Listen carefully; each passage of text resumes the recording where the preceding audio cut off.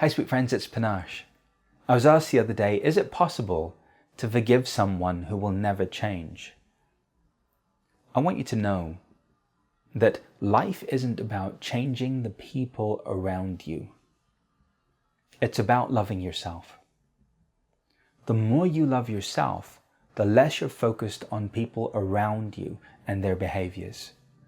Now, I know for many of you in this case, this question relates to a father or a mother or a spouse or a sibling, somebody that's close to you, somebody that you deeply love and care about. And I want you to know that it is in the wanting that individual to change that you are perpetuating your experience of suffering. I've noticed that change doesn't work. For example, in my life, my father has been a smoker his whole life. And my mother and I have been on a campaign since as early as I can remember to get him to give up smoking. And we've been vocal about it, and we've sent him outside the house to smoke, and we've made it as inconvenient as possible for him to smoke in our proximity, and yet he has continued to do so. Until quite recently. It's almost as though the very second we gave up the need for him to give up smoking, he naturally felt the inner inclination to stop smoking and actively sought the help that he needed to now be cigarette free for multiple months. Life has a way of naturally restoring order, harmony, and balance in people's lives. And sometimes it's our pushing for something, or it's our wanting life to be different that doesn't allow for harmony and balance to be restored. We all know at the deepest level what is best for us. And the more we can focus on what we know is best for us and leave others to be in their own evolution, the more we are furthering the expansion of ourselves and everyone in our lives. And some of you are like, well, yeah, all right, but my father, it's not about smoking with my father. My father is angry and abusive. Or my mother is a manic depressive. Or my sibling is suicidal. What do I do about them? It's the attachment to anything needing to be different that creates the suffering. In the presence of an angry father, all we can do is love ourselves enough to know that their behavior has nothing to do with us. In the presence of a depressed, manic mother, all we can do is love ourselves enough to know that their behavior has nothing to do with us. And in the presence of a sibling who is suicidal or who is constantly stuck in cycles of drama or victimhood, all we can do is know and love ourselves enough to know that their choices and decisions, whatever they may be, have nothing to do with us.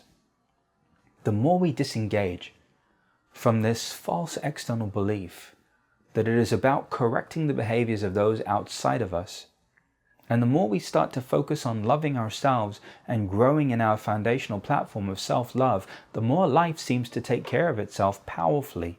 The more life evolves in ways that we have yet to fully imagine or even acknowledge. In my father's case, my mother and I could have held on to this reality of him not smoking, instead of loving him in the midst of his unconscious choice to smoke. I firmly believe that it was the introduction of our ability to love him in the midst of his unconscious choice to smoke that transformed his need to smoke. And in that same way, when we can meet people where they're at, and we can simply be with them, and of course, if someone's violent, don't be around them. Love yourself enough to not be around them.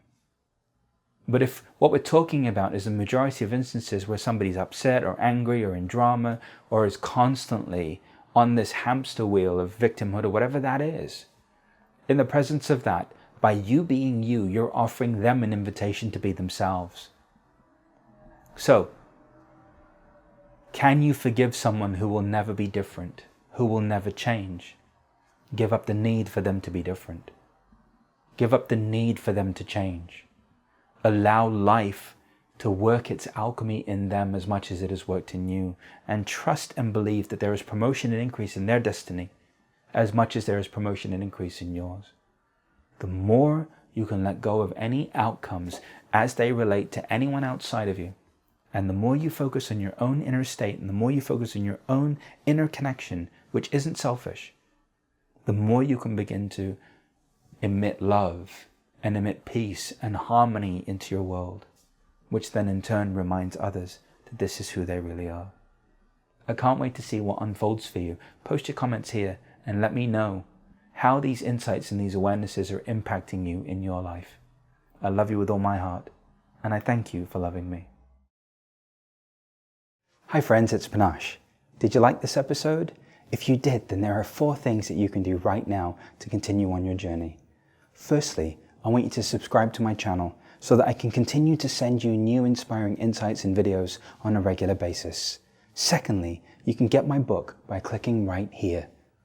Thirdly, you can also go to my website and sign up for a free membership so that you can get priority access to my programs and events, as well as free care packages, free live calls, and free products. And finally, you can go to my website and find the locations of my upcoming live events. I would love to meet you in person and share the energy of possibility with you directly. I believe in you. I know who you are. You are evolving into more than you can ever imagine. Regardless of how your life has been, know, my beloved friend, that when you change your energy, you change your life.